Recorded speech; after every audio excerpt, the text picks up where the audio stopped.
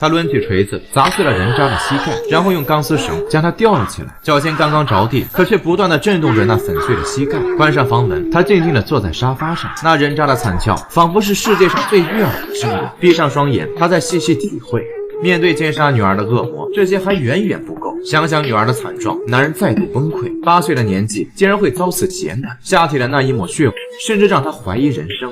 女儿死后，妻子抑郁，家庭不和，反而那个畜生却始终都在微笑。他奸杀3名儿童，刑期却仅有10年。既然法律给不了我公平，那我就化身正义。他瞒着妻子出了门，开着车在郊外闲逛，一座林中木屋映入眼帘，正是他所需要的地方。砸碎玻璃，他闯了进去，见有水有电，他便联系了房东，以1天1万美金的价格租下了这里。如此高昂的价格，房东什么都不会往外说。搞定了房东，他开始下一步计划，找到一个混混，搞来了一台汽车，不知道他怎么给司机下了药，让他在运送途中昏倒。男人趁机上前，拿出了医生证件，可就在警察以为他要施救的时候，他却直接将车开走。偏僻的角落，他将犯人迷晕，开上偷来的汽车，将人渣送到了小屋。得知女孩的父亲劫走了犯人，当地的警察震惊不已。可面对如此行径，妻子却浑然不知。男人利用钢缆将这个人渣吊起，推来操作台，将他绑了上去。等人渣醒来，他陷入了惊慌。反观男人则冷冷地看着他，不由分说，男人就拿起了锤子，朝着他的膝盖狠砸下去。剧烈的疼痛让人渣几乎失声。可如此的血腥残暴，男人却淡定至极。他知道这些还远远不够。他悠闲地看着人渣跳脚，每一次断腿触碰地面，人渣都会哀嚎。可是这种感觉却让男人十分享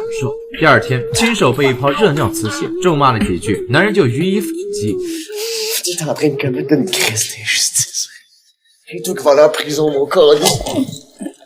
他家里囚禁着一个狗男，主人每天都会用尿叫他起床，这并不是他的特殊爱好，而是为了祭奠天上的女儿。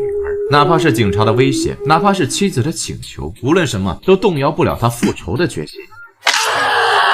复仇的第3天，他再次将畜生吊起，可不管他怎么逼问，这人渣却拒不认罪。他推了人渣一把，然后就举起了猎枪。男人满眼愤恨，恨不得现在就崩了他。可相比于女儿遭受的苦难，扣下扳机岂不是便宜了他？这禽兽害怕不已，甚至当场失禁。而冷静下来的男人此刻也在微微颤抖。他跨过人渣，仔细地摆弄着手术器具。作为一名医生，他深知消毒的重要性。这禽兽真的怕了，颤抖着承认了一切。他不住地向男人道歉，可男人却是一脸的冷冽。再次将人渣吊起，男人则拿起了铁链，带着心中的愤恨，他狠狠抡了上去，肋骨被瞬间打断，人渣痛得失声。再一次抽打，顿时就皮开肉绽。再看那禽兽，几乎要昏死过去。连续的抽打之下，人渣没有一点反应。疯狂之后，男人也冷静了下来。休息了1个晚上，这人渣还没醒。为了防止这家伙死掉，男人给他检查了身体，然后又贴心的给他输液，毕竟他要让这人渣活过7天。妻子打来了电话，大骂男人是个疯子，而在他眼中，这些都是他作为父亲必须要做的。这次他打开了手术灯，准备对禽兽进行外科打击。这家伙不住的乞求，甚至失声痛哭。男人高举药剂，展示给男人观瞧。这种药剂能麻醉运动神经，但是却不会失去痛觉。简单来说，人渣无法反抗，却能清楚地感受到每一分痛楚。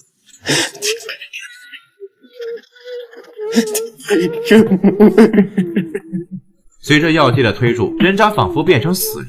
为了防止他突然死去，男人给他装上了呼吸机。拿着女儿的照片，他要让女儿见证一切。2口啤酒下肚，男人拿起了手术刀。这场手术，他切掉了人渣的腰子。面对如此酷刑，人渣却只能默默地流泪。他抓住了奸杀女儿的混蛋，把他像狗一样养在家里。锤子、铁链、猎枪、钢索。每晚他听着惨叫入睡，心中的愤恨却无法抵消。他切掉了禽兽的腰子，与浓厚的高汤搭配，极致的美味送到人渣面前。这禽兽已经被折磨得几近疯狂，他不断的咒骂，用词肮脏不堪。可男人看得出他在求死，只是淡定的看着演出。见男人不为所动，禽兽开始戳他的肺管子，竟然描述起他的女儿。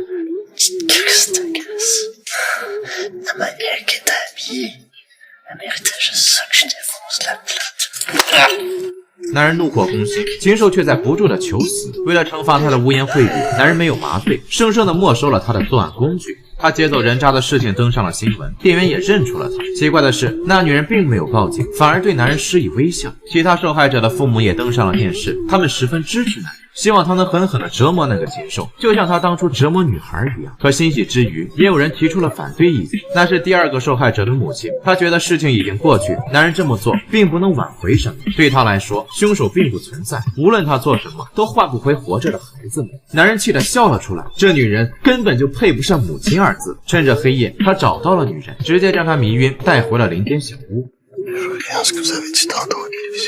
说着这话，他就带着女人去看了人渣，他让女人看看这禽兽究竟存不存在。一把大锤成了救赎的工具，可不管他怎么要求，如何怒斥，这女人都不敢动手。见此情况，他直接将女人关在里面，让女人想清楚。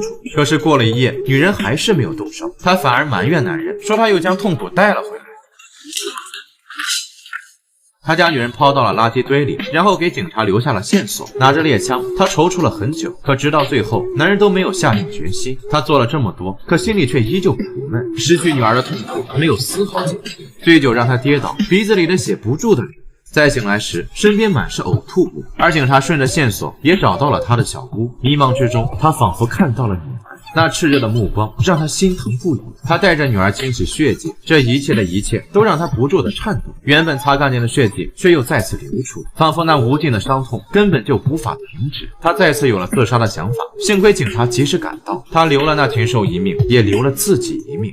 一世的复仇比狂暴更可怕的是性，像暗流，感情战胜道德，以近乎残忍的理智进行审判。扭曲的正义比想象中变态，以恶制恶，也许是我们内心深处最黑暗的憧憬，但极尽折磨与惩罚也逃不出虚无。腐烂死路映射出他的恐惧，最终自己也成为行尸走肉。人是感情动物，爱可以令其冷血发疯。每天一部好电影，期待与你的下一次相遇。